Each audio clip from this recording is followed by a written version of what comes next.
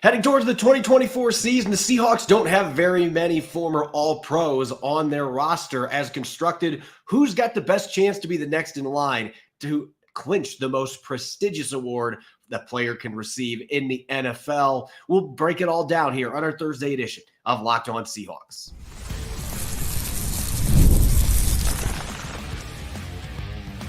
You are Locked On Seahawks, your daily Seattle Seahawks podcast. Part of the Locked On Podcast Network, your team every day. Greetings, 12. This is Corbin Smith, host of the Locked On Seahawks podcast, your daily Seahawks podcast, part of the Locked On Podcast Network, your team every day. Glad to be joined here on our Thursday episode by my co-host, Nick Lee, and a special thanks to all the 12s that are tuning in. Thank you, as always, for making Locked On Seahawks your first listen 5 days a week. Whether you're tuning in from Cologne, Panama, or in nearby Woodinville, Washington, we appreciate each and every one of you. We're getting closer to the start of training camp. Hard to believe, Nick, but it's starting early this year, July 24th. So it is going to be here before you know it. Football season arriving quickly. Everybody at a fever pitch right now, ready for the start of the year.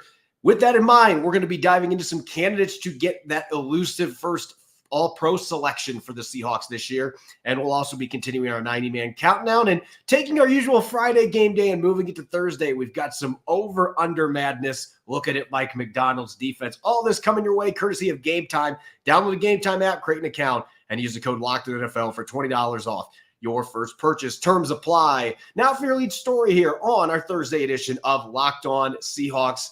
Nick, it feels like it has been some time since the Seahawks have had a new name emerge as an All-Pro. Obviously, Bobby Wagner returned to the team for one season last year, got second team All-Pro, but he was the only All-Pro selection that the Seahawks had on their 9-8 team. The year before, I believe they didn't have a single All-Pro selection on that team. They had some Pro Bowlers, but it's been a while since the heyday when we had Earl Thomas and Cam Chancellor and Russell Wilson, a number of those guys that got at least one All-Pro selection.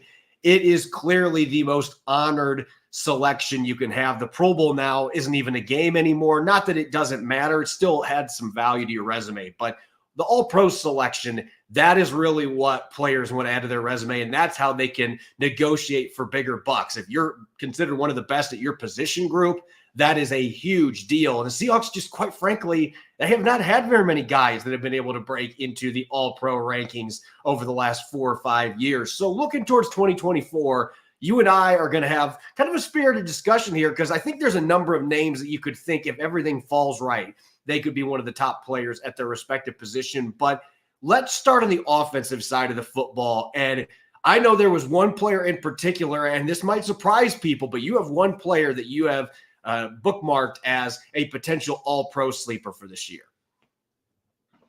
Yeah, he's certainly a sleeper. I was just kind of looking at, the first team All-Pros of the last, the first team, specifically talking first team. The Seahawks haven't had a new first team All-Pro since, I believe, since Michael Dixon in 2018. And on offense, I think, not counting Tyler Lockett's special teams 2015, I think it's been over a decade that someone's new has come. I don't know. I think that's about right. So it's been a while. And so my pick for offense is going to probably raise some eyebrows. He's a receiver. And, technically DK Metcalf has not been a first team All-Pro, but he has garnered a second team All-Pro. So he's ineligible for this discussion. So I'm going to go with a guy who we've talked up a lot in this offseason, Jackson Smith-Njigba. And that is, I know, going to raise some eyebrows. And Tyler Lockett has already obviously had an All-Pro, more in the special teams realm. But certainly he's got a mountain to climb. I think we both can agree, Ryan Grubb's offense, the system suggests that he's probably going to get a lot of targets, maybe not, deep downfield chunks, but I think he's going to get enough chances, volume to build some stats. So I kind of just looked for fun at the average stats of last year's All-Pro receivers, just to kind of see where he might need to fill in there. And the average is pretty staggering. The average of the receivers last year that garnered that garnered All-Pro regardless, 114 receptions for 1,650 yards and 10.5 touchdowns is the average, which is a pretty steep number. But I will say, Mike Evans was the worst All-Pro last year with 79 catches and 1,255 yards, which I believe if all things break right, is within the realm of possibility with Jackson Smith-Njigba.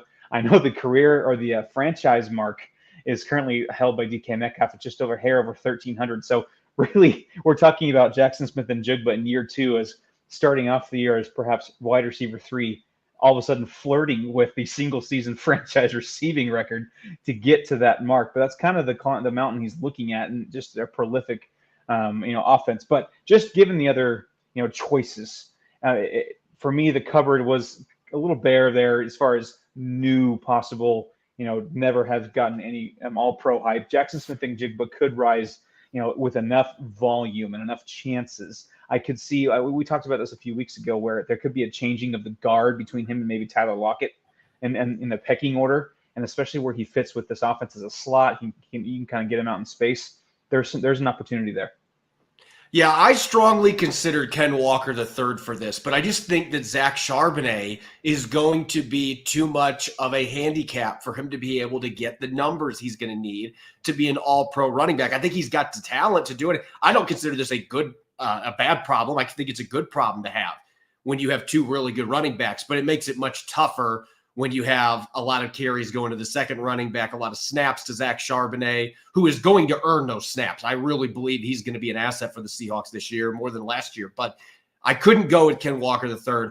Ultimately, I consider Jackson Smith-Njigba here too, but I'm going to go with a name that's going to maybe surprise our listeners a little bit, because his first 2 years have been very up and down in terms of being a former top 10 pick. But I'm going with Charles Cross. And the big reason why I'm taking this leap of faith, there's 2 big reasons. One, if you watch the tape the last 2 years, when Charles Cross has been healthy, I do think that the toe injury he suffered early last year, I think that was something that lingered for a good portion of the season. I don't think he was close to 100% healthy most of last year. And yet there were some games down the stretch where he did a all-pro level. There were some games where he was getting after in the run game, his athletic ability, getting out in front on sweeps, getting to the second level, and in pass pro doing a better job protecting Geno Smith. He had some games that were really rough last year, but I think some of that really was the injury, not being quite healthy. The biggest reason, though, why I'm bullish on Charles Cross in year 3, finally taking that leap the Seahawks have wanted him to take as a former top 10 pick, he's on the sidelines. His name's Scott Huff, and I just love what I'm seeing in drill work, the focus on fundamentals from Scott Huff. And then you add in Laken Tomlinson, who's played over 140 starts in the NFL. You've got him next to Charles Cross now. That is a veteran he has not had next to him that can really help him elevate his game. So really 3 factors, but I think Scott Huff and Laken Tomlinson, the coach and the veteran next to him, I just think if he can stay healthy, Charles Cross has a chance to really take off with that combination, having a seasoned veteran next to him that's been a Pro Bowler before, and a coach in Scott Huff, who I have been very impressed with. Now, we flip over to the defensive side real quick. This one feels like there might be more names that really jump out than on offense that have, in some cases, surprisingly not been all pros in the past.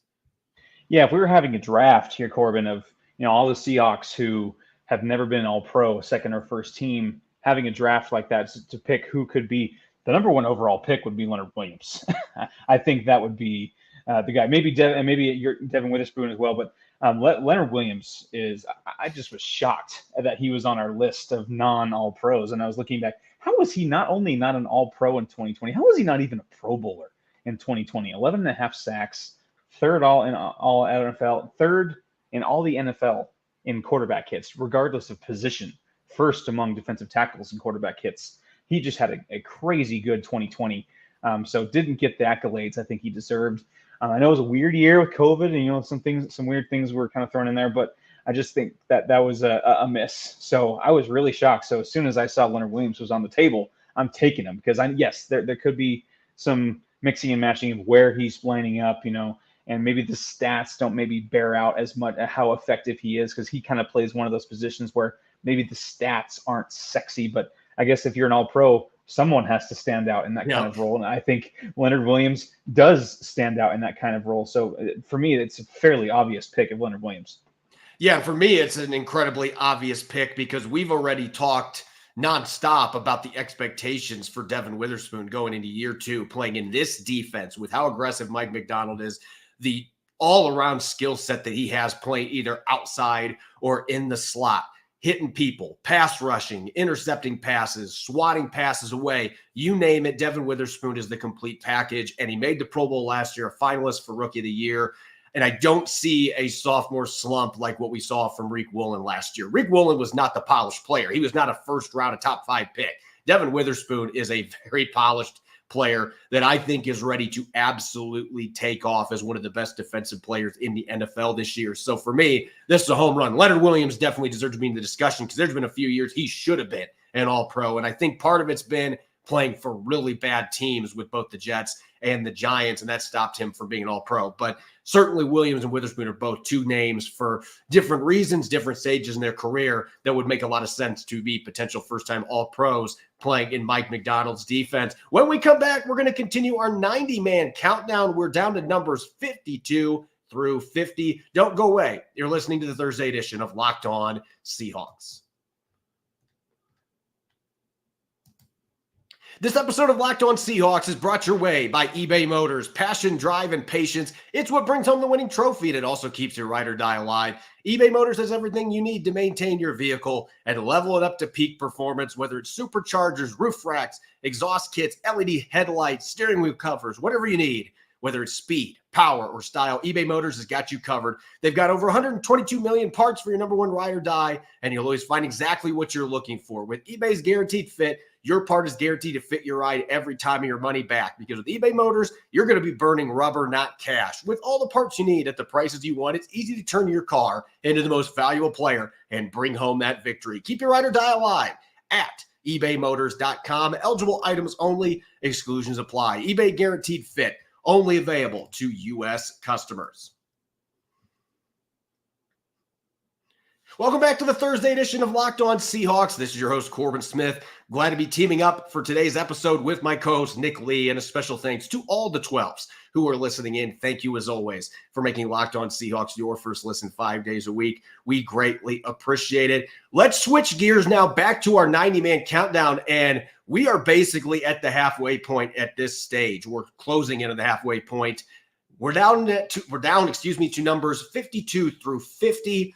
And we're going to start off with a player who last year, unfortunately, there was so much buzz early in training camp revolving around Kenny McIntosh. And I was out there at all those practices, and I can tell you, I was extremely excited about what this kid was going to be able to bring to the Seahawks as a third down back. And then he sprained his knee in the mock scrimmage in early August. Didn't see him again till middle of the season, only played special teams in 3 games that he suited up for. It ended up being a redshirt year for the 7th rounder out of Georgia. And this was a player that we were so excited about. And now we're entering this second season where he is coming in with no offensive snaps. He's basically a rookie from that standpoint, Nick. But we know the pass catching ability, the pass protection skills, the third down capabilities.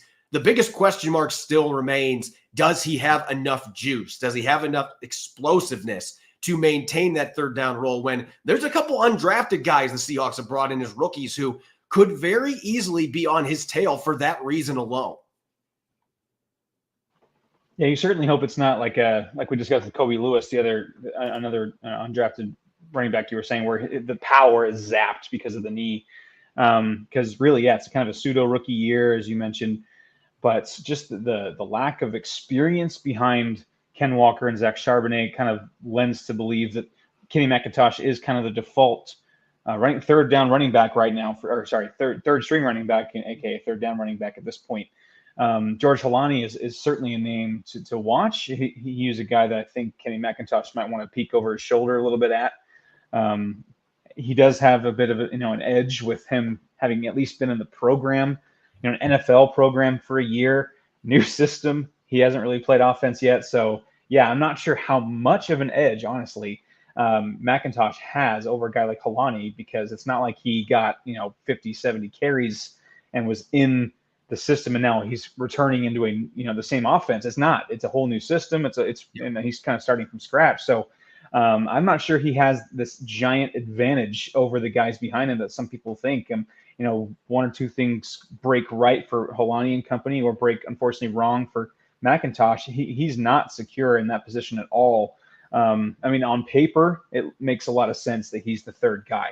But it's certainly not a guarantee given all the things that happened last year, plus the new coaching staff.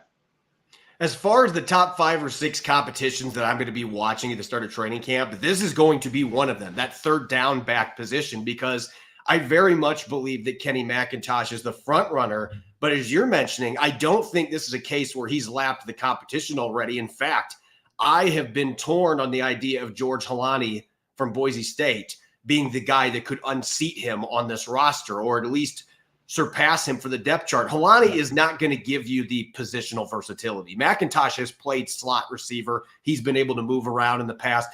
George Holani's not going to do that, but George Holani is a more explosive back, and he's a bigger back. He ran in the low 4.5s. McIntosh ran in the 4.6s. On tape, it looks fairly similar, but Holani does have more juice. And he's a better between the tackles runner, again, a bigger guy that can shrug off arm tackles. And he had almost 90 catches in his college career. So it's not like Holani is, it's not like this is a guy that is a hindrance in the passing game. He's just not going to make the impact as a player. You could move around quite as much, but he still is very effective. So there's going to be a competition there. And even Ricky Person Jr., who just came in from the UFL, that is another guy that might be a name to keep a watch on. But I do think McIntosh's pass protection, the fact that he can move around, and his kick return ability, I expect that he is going to be very much in that race to return kicks for the Seahawks. If he is able to stand out there, then he is going to be able to lock up this third down job. Special teams is going to be a key part of that. I just hope we see the same guy we saw before the injury last year, because he was really exciting, and then suddenly he was gone. And that's what happens with injuries, so we'll see what happens. Going to the defensive line at number 51 in our countdown, one of my personal favorite players on the Seahawks over the last few years, just from the fact Miles Adams, he's one of those players who got cut multiple times, first by the Carolina Panthers. Seahawks cut him on and off. He was bouncing on and off the practice squad. And then the last couple of years, he has been able to carve out a consistent role in Seattle's defensive line rotation. The arrival of Leonard Williams ultimately hurt him. He didn't see much action after Williams' arrival. But I almost wonder, Nick, the more that I look at Miles Adams and what he brings to the table, I almost wonder if he is a player compared to, say, a Cameron Young that might have a better chance to stick in this defensive system, because he can move all over the place. And, oh, by the way, he's played nose tackle and actually did a fine job there when the Seahawks moved in there, but he can play 3-tech, 4-eye. He can play big end, a movable piece at 300 pounds, a good athlete. And obviously he checks off the toughness and the grittiness that Mike Macdonald's looking for. I think right now he's probably on the outside looking in just because of the depth Seattle has, but I think people might be rushing to judgment to say that he doesn't have a chance to make this football team either.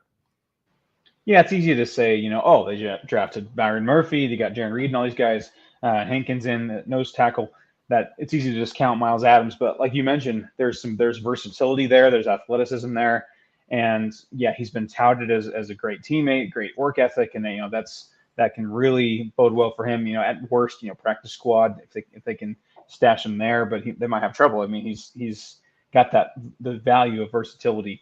Obviously, if he is on the outside looking in, it's not because he can't cut it. He's just going to be a victim of depth, because here we are in the year of our Lord 2024. The Seahawks have a bevy of depth along the defensive line. I cannot believe I'm saying that, but and a guy like Miles Adams, who was kind of pushing, this time last year, watch out for Miles Adams. He's gonna make himself known in this defensive line. He's gonna make a name for himself. Might take significant snaps, and he still could carve out a good role as a depth guy with his versatility. But yeah.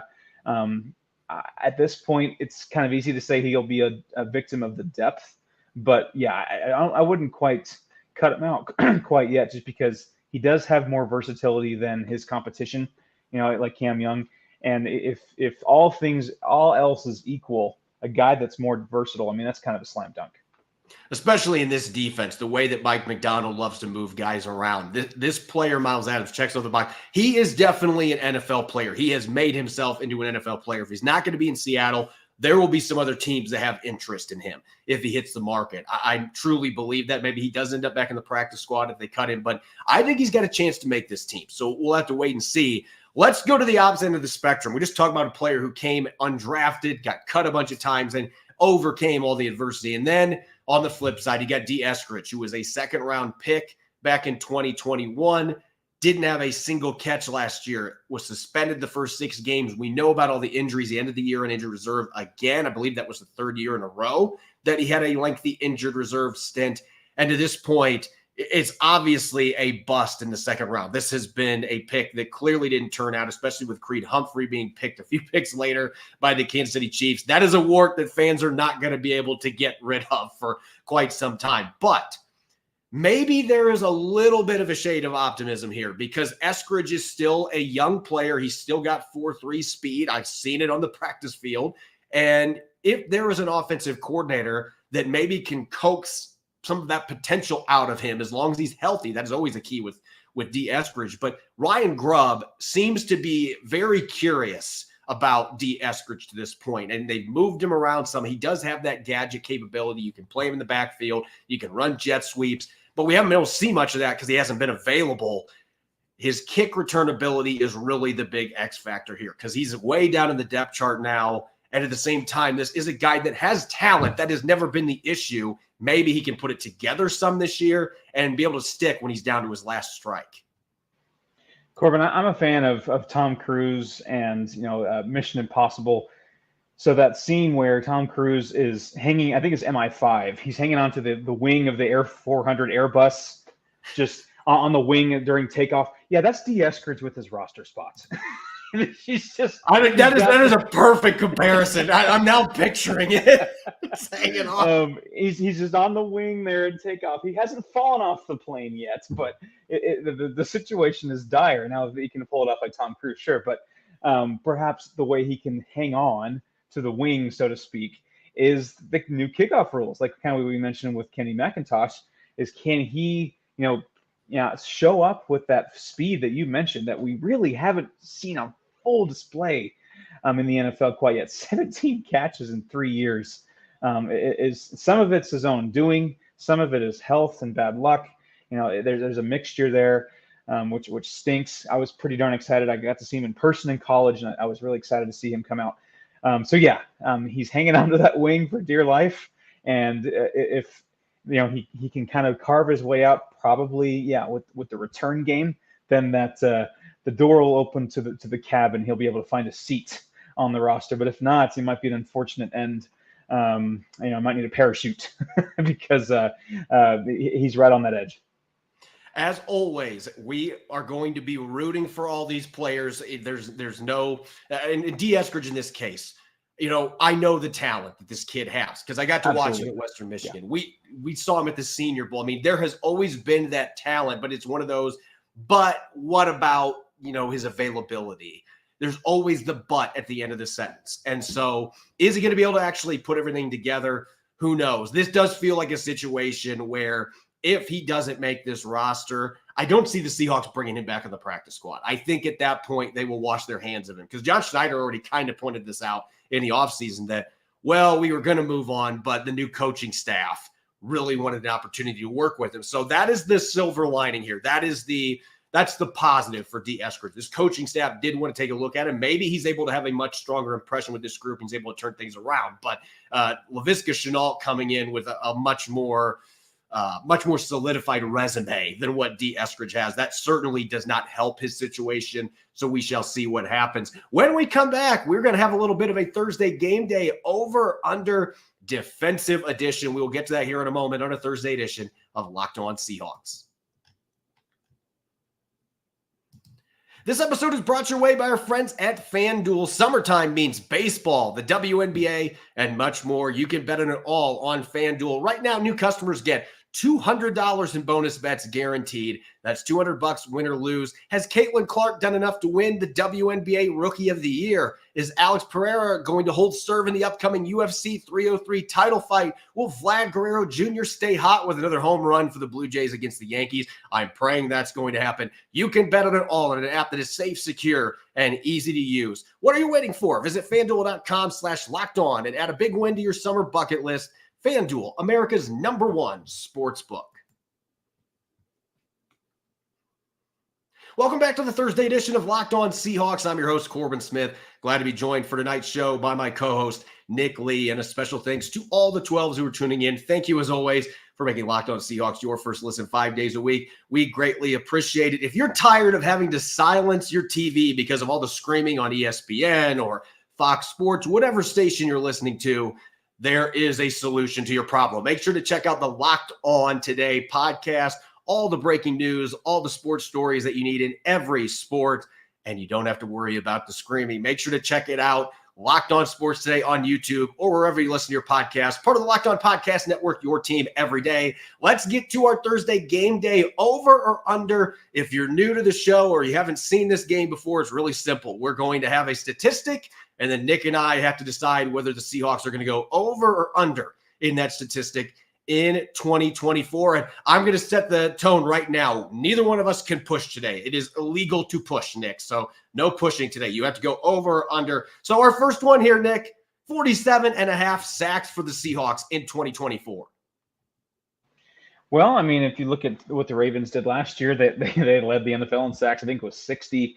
Last year, the Seahawks had 47. So this would pretty much be, right where they were last year. It does seem like Mike Macdonald has a bit of a skill on kind of creating, sacks out of thin air in a little bit of a way. They had Justin Matabuke certainly helped with the Ravens last year, but also they had 3 players with 9+ sacks last year, 2 of which were in their 30s, Kyle Van Noy and Jadeveon Clowney. So there's a skill there. I'm going to go over. I'm not going to say they're going to lead the NFL in sacks. I think the Seahawks still need some development, some next steps, but I'm counting on a full season of Uchenna Nwosu, which will make a big difference. Draymond Jones perhaps in a more comfortable role. Another step for Boye Mafe. I'm really excited to see that. And another step, Darrell Taylor. Don't forget about him. Of course, the Leonard Williams, Jaron Reed, and Byron Murphy in the meaty interior. They're going to create some. So I'm going to go over, maybe in the 50 range, a very respectable 50. I'll go over. I think they're going to finish in the top 10, so I'm going to go over. I'm not going to say that they finish as high as Baltimore did last year, but there's a few other elements you didn't mention here. Don't forget about Devin Witherspoon. We saw him get 3 sacks last year. I could see him get 4 or 5 this year. He's just that gifted of a blitzer, and he's so good at getting back to the quarterback.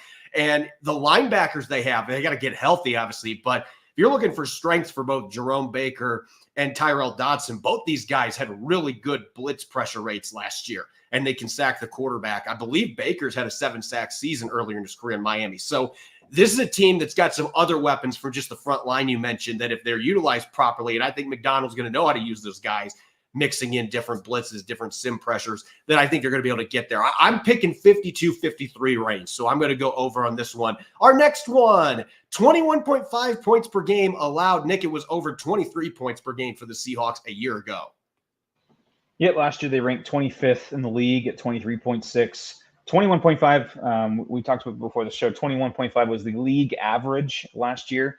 So basically, are we asking, are they going to be slightly better or worse than league average?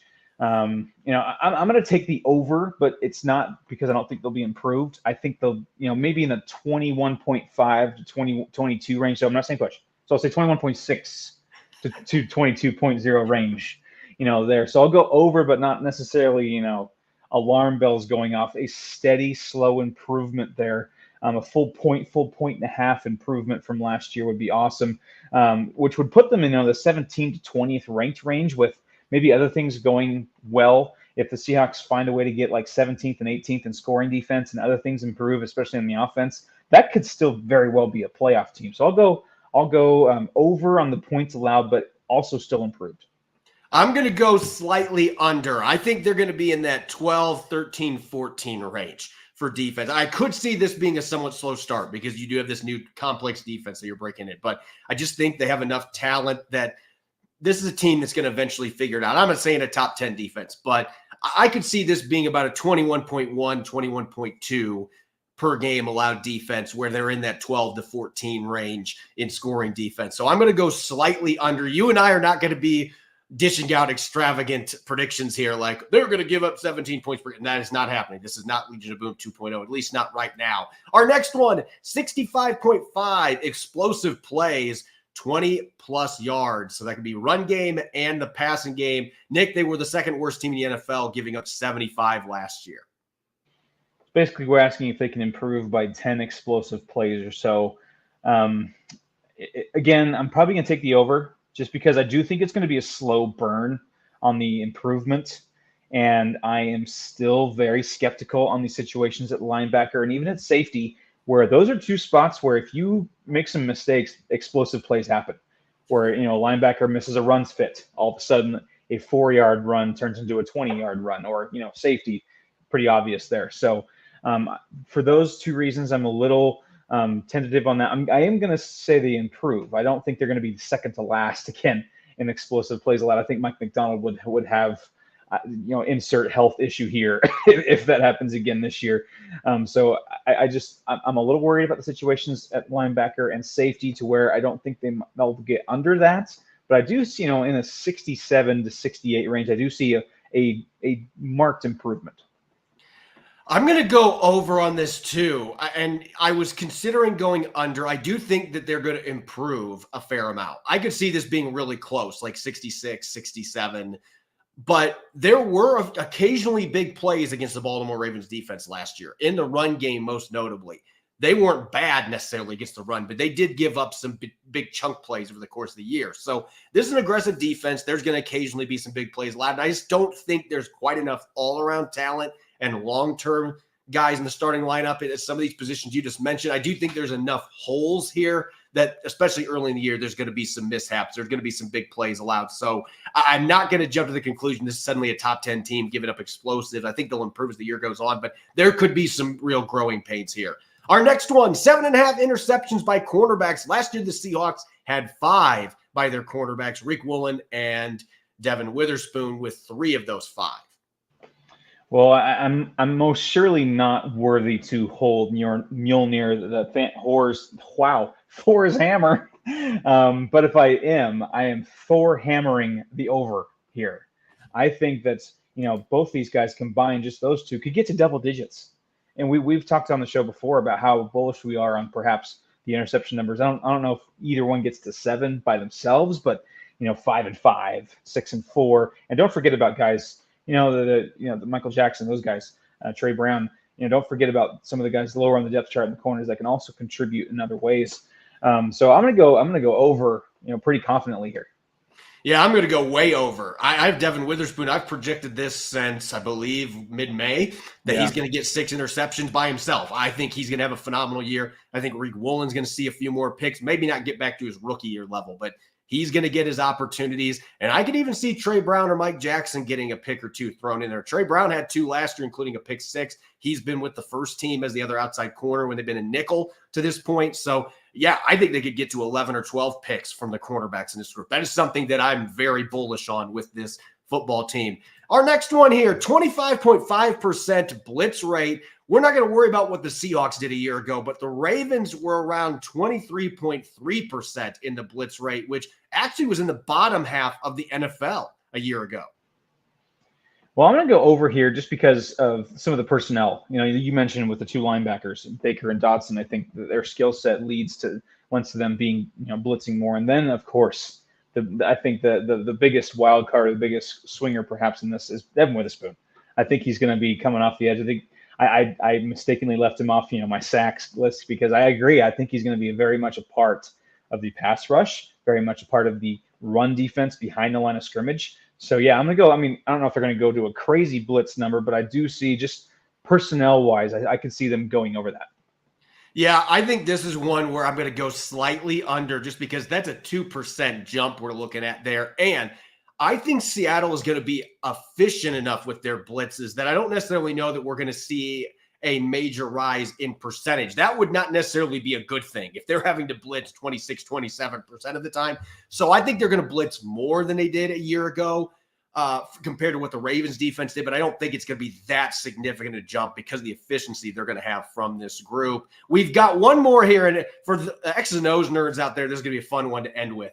80.5% nickel dime package usage. So in other words, are they going to be over under 80.5% for how much they're going to have 5 or more defensive backs on the field in 2024? I'm not going to pretend to, be the defensive coordinator or some guru with, defensive brain, but just kind of looking at the personnel, I'm going to go over because, if I had to push, which I know is illegal, so we're going to go over here. Just the personnel, I'm really not excited about the situation of the linebacker, and I am very excited about what they have in the secondary. So that would lead to, I think, having more of the secondary on the field. I think that's common sense. So I could see that being over just by the personnel that they have and also the skill set that the secondary has, like the Devin Witherspoon, like we mentioned. You can create things, in unorthodox ways with a guy of his skill set. The Ravens were just a hair under 80% last year for nickel and dime usage, 5 or more defensive backs on the field. Most of that was nickel, where they were above 79%. And I just look at the personnel. Devin Witherspoon, the Seahawks, whether they're going to say it or not publicly, they want him playing that slot position as much as possible. And why not? With all the skills that he has and the depth they have at corner, you're better off having Mike Jackson or Trey Brown out there at the other outside cornerback spot than you are maybe with playing 3 off-ball linebackers or whatever options they have there. You want to have that extra corner and that really talented deep position group on the field, experienced starters that you can have out there as well. So I'm going to go over on this too. Maybe not a big jump. It could be 81, 82%, but they want Devin Witherspoon playing inside. So how do you do that? You have the nickel package. They're going to do a lot of 3 safety looks as well. When you add all that stuff together, this is going to be a team that is going to be running nickel and dime clearly as their base defense, is very rarely going to be in the traditional base look with 4 defensive backs on the field. As always, you can follow me on X and Threads at Corbin Smith NFL. You can follow Nick at Nickley51. Make sure to subscribe to Locked On Seahawks on YouTube and wherever you listen to your podcast to make sure you don't miss a single episode. Coming up tomorrow, Mike Clay's unleashed his latest roster position-by-position rankings. We're going to take a look at all those and discuss whether we agree or disagree with the placement of each position group. That'll be coming up on tomorrow's show. Make sure you're listening in and enjoy the rest of your Thursday night. Go Hawks.